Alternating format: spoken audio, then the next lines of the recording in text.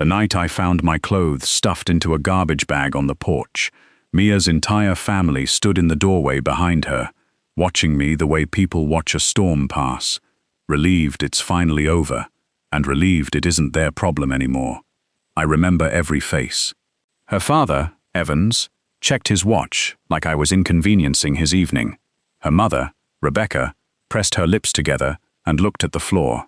Her brother, Adrian, didn't even bother hiding his smirk. Mia stood in front of all of them, arms crossed, and said 4 words I'll never forget. It's better this way. Then she shut the door. Before I tell you what happened next, if you love stories about quiet people finally getting their moment, hit subscribe. You won't want to miss where this goes. My name is Daniel Rodriguez. At 34 years old, I was a senior architect at Rodriguez & Wells, one of Chicago's most respected residential design firms. I didn't design skyscrapers or luxury towers downtown. I designed homes, the kind families spend decades paying off, the kind that hold birthdays and arguments and quiet Tuesday mornings. I wasn't the firm's most famous name. I wasn't the highest paid. But I had something most architects never earn: trust. 11 years earlier, I'd started as an unpaid intern, sleeping on a friend's couch, sketching blueprints by hand, because I couldn't afford the software everyone else used. I photocopied my portfolio at a library, because I didn't own a printer. I once walked 40 minutes to a client meeting, because my car had been repossessed the week before. I never let it show. Every rejected pitch felt like one more lesson before the version of me who'd finally get it right. That future wasn't just mine. It was supposed to belong to Mia. Her name was Mia Rodriguez. When we met at a mutual friend's housewarming, a house I later found out her father had bought outright in cash, I was renting a studio apartment above a laundromat and eating dinner standing up because I didn't own a kitchen table yet. I owned a kitchen table now, but I still ate most dinners standing up, hunched over blueprints spread across the counter, while something simmered on the stove that Mia would eat cold an hour later because I'd forgotten to call her down. That was the shape of my life back then: half-finished meals, half-finished conversations, and houses I finished perfectly for other people. At Rodriguez & Wells, I had a reputation for listening. Clients would come in with a scattered idea, a reading nook, a kitchen island big enough for 4 kids who didn't exist yet, a porch facing east so the morning light would hit just right, and somehow I'd translate it into lines on a page that made them cry in the conference room. I was good at building the things someone else couldn't quite picture for themselves. I never once stopped to ask why I was so much better at that than at picturing anything for myself. The truth is, I'd been renovating one house for 11 years, and it wasn't mine. It was my place in the Whitfield family. Evans didn't hand out approval. He rationed it, like something that might run out if he wasn't careful. So I learned the exchange rate early. When his car needed a transmission rebuild, I paid for it and called it a loan neither of us ever mentioned again. When Rebecca wanted her kitchen redone before her sister's visit, I drew the plans myself, on my own time, and worked the install crew like it was my second job. When Adrian needed $6,000 to bridge a restaurant that never opened, I wired it before Mia even finished asking. I told myself this was what family did. I told myself Evans would eventually see it, the loyalty, the steadiness, the years of showing up, and finally say the thing I'd been quietly building toward since the day I met his daughter in a house he'd paid for in cash. "You're one of us now." He never said it, not once. Instead, he found new ways to remind me what I wasn't. Not a partner at a real firm, in his words, not a man who'd bought his wife a house, only helped keep one standing. Not, in the end, someone worth listening to.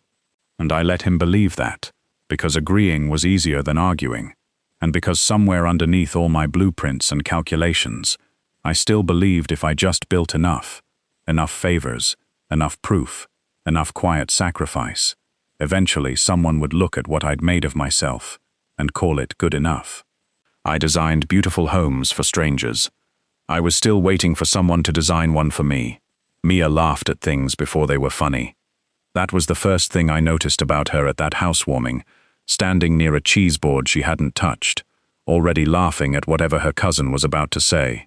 I liked that about her immediately. The willingness to meet a moment before it arrived. I didn't know yet that the rest of her family measured moments differently. They waited to see what a thing cost before deciding how to feel about it. We dated for 2 years before I proposed, and in that time I learned to read the room the way I read a site survey, quietly, before anyone noticed I was taking notes. Evans asked about my firm's client roster before he asked about my parents. Rebecca complimented my potential the way you'd compliment a fixer-upper, something with good bones that just needed the right investment. Only Adrian seemed to actually like me, though I'd later understand that was because I was useful to him, and usefulness, in that family, could look a lot like affection if you didn't examine it too closely. The wedding was modest, paid for mostly by me, though Evans made sure everyone at the reception heard how generous he'd been contributing to it, a claim so far from the invoices I'd signed that I almost laughed. I didn't correct him. Mia asked me not to, just this once, and I told myself marriages were built on choosing your battles. I didn't yet understand I'd chosen none. The favors started small and never stopped.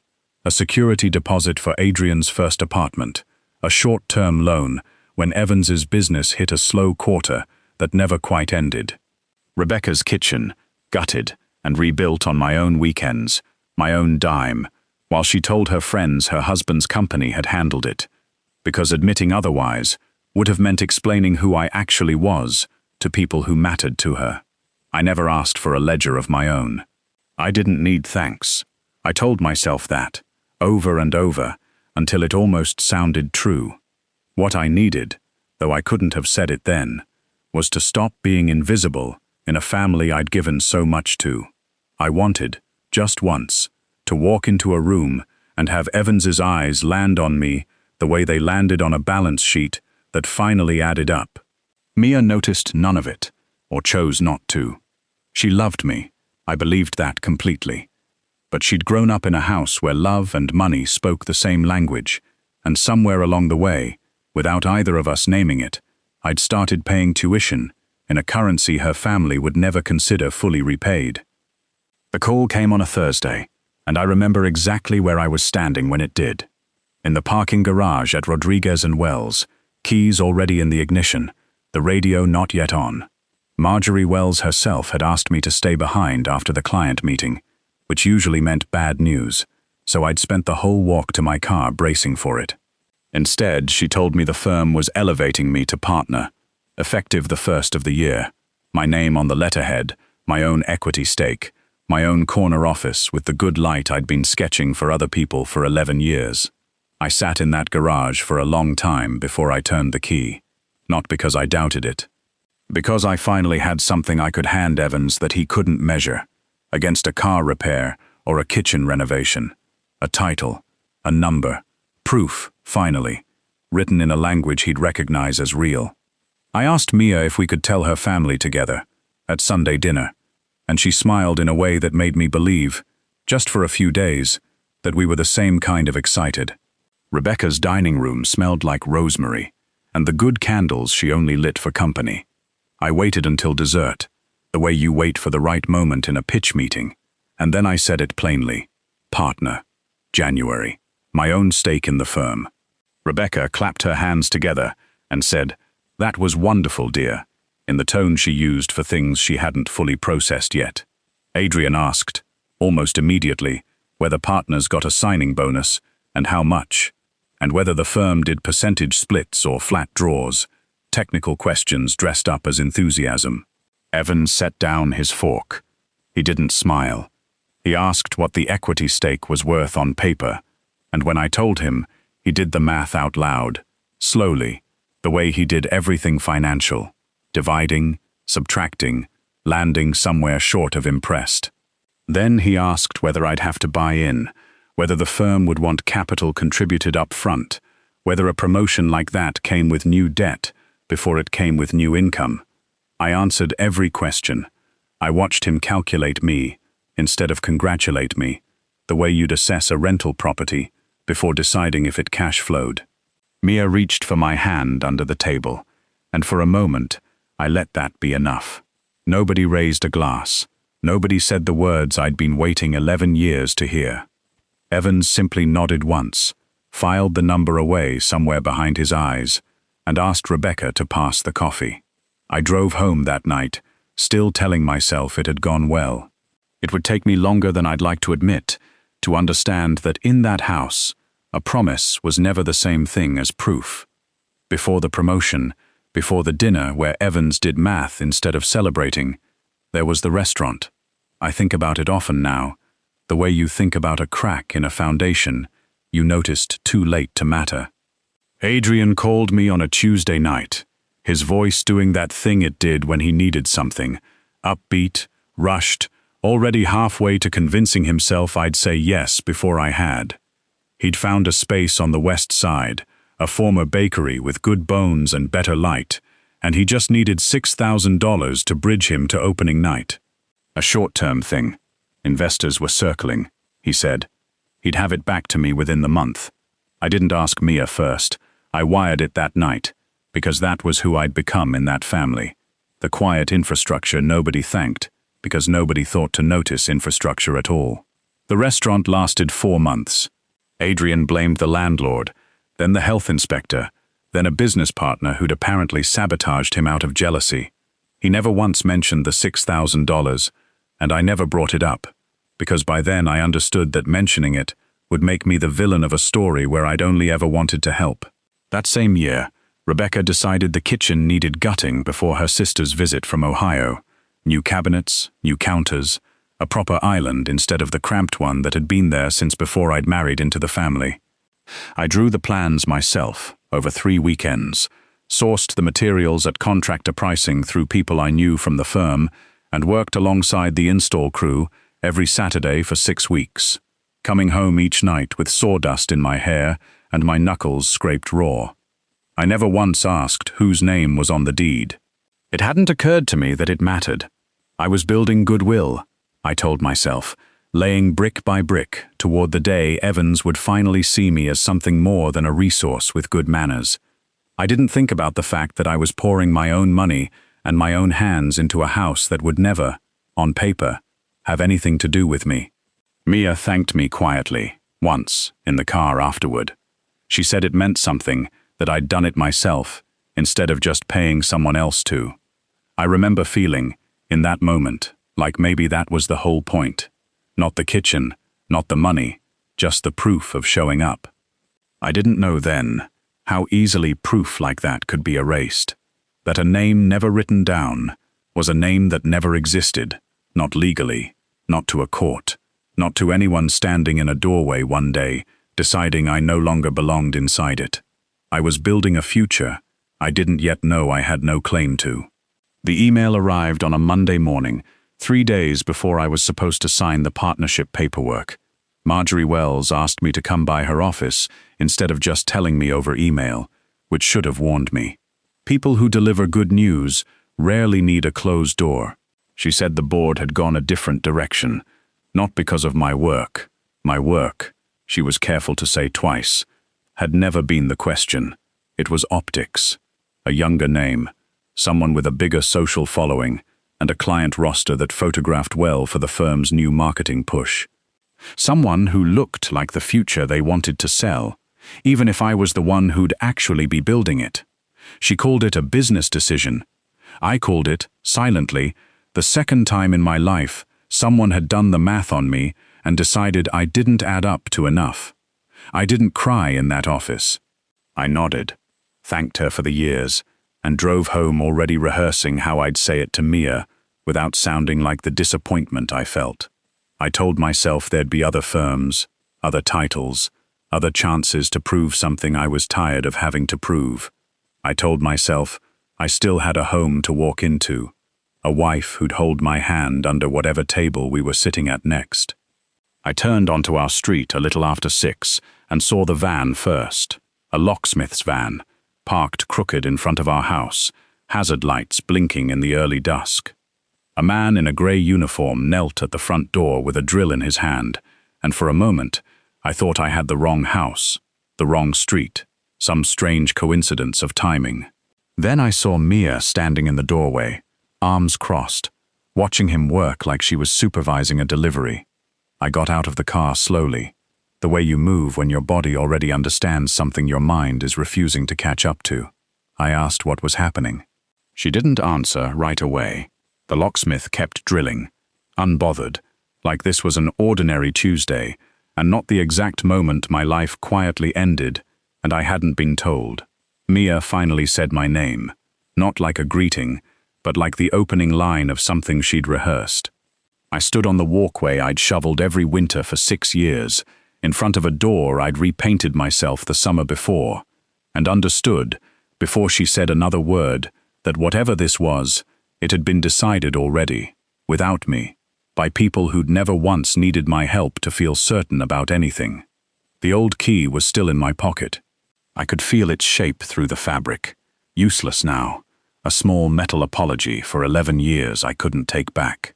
Mia said we needed to talk, and then, as if that sentence had used up everything she'd prepared, she didn't talk at all. She reached behind the door and handed me an envelope instead, the way you'd hand someone a receipt for a transaction already completed. Inside was a single folded page, not a letter, a printout of the property deed, my name conspicuously absent from every line where it should have appeared, and beneath it, a short note in Mia's handwriting, the same careful cursive she used for grocery lists. The house has always been in my name. My father thought it best, for tax reasons, when we bought it. I should have told you sooner. I'm sorry it has to end like this. I read it twice, standing on the walkway, waiting for the words to rearrange themselves into something that made sense. They didn't. 11 years of mortgage payments I'd assumed we were making together. 11 years of repairs, of repainting, of a renovated kitchen I'd built with my own hands for her mother's approval. None of it had ever legally touched me, because none of it had ever legally been ours. It had only ever been hers, on paper, from the very beginning, and I'd never once thought to ask. I looked up at her, and she wouldn't meet my eyes, which told me more than the note had. This wasn't a decision made that afternoon, in a moment of panic after a bad promotion call. This was a structure that had been in place for over a decade, quietly, waiting for a day like today to matter. I asked her, finally, if her father had known. She didn't answer, which was its own answer. I asked if she'd known, really known, not just accepted it as some tax formality her father had explained once and she'd never questioned. She said, quietly, that it hadn't mattered before, as if love only required paperwork once it was ending.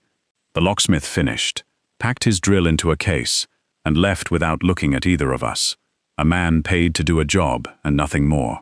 Mia stepped back inside the doorway, not all the way in, not all the way out. Caught in the same half-space I now realized I'd occupied in her family for over a decade. She said she was sorry again. I believed her. In the narrow way you can believe someone is sorry for a thing they still intend to do. Then she closed the door, and I heard the new lock catch, a small mechanical click that somehow sounded louder than any argument we'd ever had. I stood on the walkway, holding a printed deed with someone else's name on it, in front of a house I'd built and never owned, married to a woman who'd let a piece of paper decide who I was to her before I ever got the chance to. I spent the first night in the parking lot behind my old firm, of all places, because it was the only lot in the city where I still remembered the security code. I reclined the driver's seat as far as it would go and stared at the ceiling of my car until the sky outside turned grey. I didn't sleep. I made lists instead. What I still owned, what I'd left behind, how many days my savings would stretch if I was careful. The numbers weren't good. None of the numbers had been good for a while, I realized. I'd just never been the one adding them up. The second day I drove nowhere in particular. I sat in a diner for 4 hours nursing 1 cup of coffee, then moved to a public library until it closed, then parked outside a 24-hour gym and used their shower for $11 I couldn't really spare. I called no one. Mia didn't call either. Somewhere around midnight, I stopped checking my phone at all, because the silence had started to feel less like abandonment and more like clarity.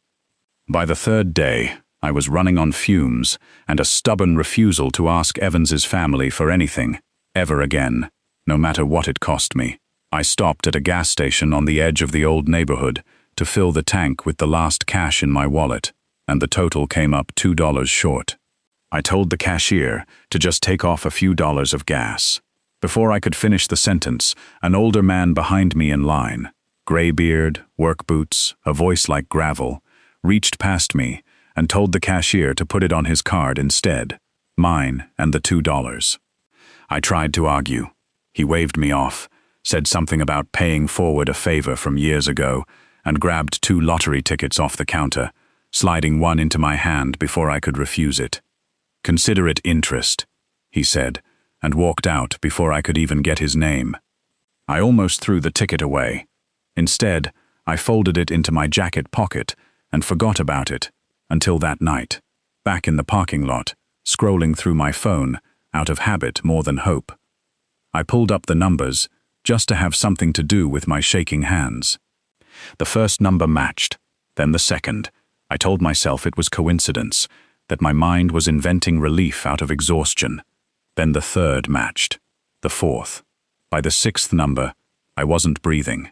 I didn't call anyone. Not Mia, not a friend, not even the stranger who'd handed it to me.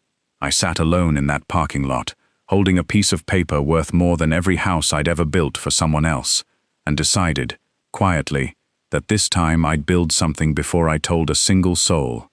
The lottery office took 11 days to verify everything, and in that time I did almost nothing but sit in motel rooms rereading paperwork, half convinced someone would call and tell me it had all been a clerical error. Nobody called. On the 12th day, I signed for a lump sum that made the $6,000 I'd once wired Adrian look like something you'd find in a couch cushion, and I walked out of that office a man with no house, no wife, and more money than I'd ever let myself imagine wanting. The first thing I hired wasn't a decorator or a driver. It was a lawyer, and through her, a shell company with a name that meant nothing to anyone, Meridian Holt Group, so that whatever I did next would carry no trace of Daniel Rodriguez until I decided otherwise. The second thing I did was drive out to a stretch of land on the ridge above the old neighborhood, a parcel I used to pass on client visits and privately admire for the way the morning light hit it. I bought it in cash, through the shell company, before anyone in that city had reason to wonder why. Then I did the only thing I'd ever truly known how to do. I designed. For the first time in 11 years, nobody was in the room checking whether the plans served someone else's approval. No client softening my instincts to fit their taste. No in-law measuring the cost of a window before admiring the light it let in. I drew the house I would have built for myself at 25 if anyone had ever asked me what I wanted, and then I drew it again, better, with everything I'd learned since. Wide windows facing east, a kitchen island big enough for a family that might exist one day, or might not, built for me either way. A porch deep enough to sit on through a whole Chicago winter. I hired the crew myself, paid them fairly and on time, and showed up most mornings in old clothes to help where I could, the way I used to help on Rebecca's kitchen, except this time, every board I nailed down belonged to no one but me. When a local reporter caught wind of the mysterious new construction on the ridge and came asking questions, I told the crew to say nothing, and they didn't, loyal in a way I'd forgotten people could be without a favor attached. I lived simply through all of it. A small apartment downtown, the same coffee shop every morning, no new car, no new clothes beyond what I needed. I wasn't hiding the money. I was making sure that whatever came next, when the truth finally surfaced, no one would be able to say I'd built it to prove anything to them. I was only ever building it to prove something to myself. The house was finished on a Thursday, 9 months almost to the day since I'd stood on that walkway holding a deed with someone else's name on it. I moved in quietly, the way I'd done everything since, and spent my first night walking room to room, with no furniture yet, just light falling through windows I'd drawn myself. admiring the shape of a life nobody else had signed off on. The drone footage aired 2 weeks later. A local news segment on Chicago's most talked about new estate. All sweeping aerial shots and speculation about the mystery owner who'd bought the land in cash and refused every interview request. I hadn't watched it live. I heard about it because my phone, silent for months, suddenly wouldn't stop ringing. Adrian had seen a still frame from the segment, a brief shot of me on the porch that some photographer had caught with a long lens. He recognized me before he understood what he was looking at, and by the time understanding caught up, he'd already shown Evans, who'd already shown Rebecca, who'd already, I imagine, called Mia. They arrived at my gate the next morning, all 4 of them, standing on the other side of iron I'd chosen for exactly this kind of moment. Sturdy, quiet, unmistakably closed. I watched them from the porch for a while before walking down, taking my time the way I used to take time drafting a difficult client's plans, letting the moment settle before I gave it shape. Evans spoke first, the way he always did, already calculating something behind his eyes. He asked how, and why I hadn't said anything, as if the silence itself were the offense rather than everything that had made it necessary. Mia didn't ask anything. She just looked at the house, then at me, like she was trying to reconcile the man on the walkway with garbage bags at his feet, and the one standing calmly on the other side of a gate he owned outright. I didn't raise my voice.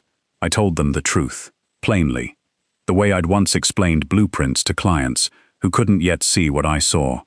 I told them I'd built this without a single dollar or ounce of belief from any of them, because 11 years had taught me not to expect either. I told them the house wasn't revenge. It was proof, but not the kind Evans had spent a decade waiting for me to produce. Proof to myself that I'd never actually needed his math to add up to something. Then I told them I wasn't going to invite them in. I turned and walked back up the path, and I didn't look back to see their faces, because for the first time in 11 years, I didn't need to.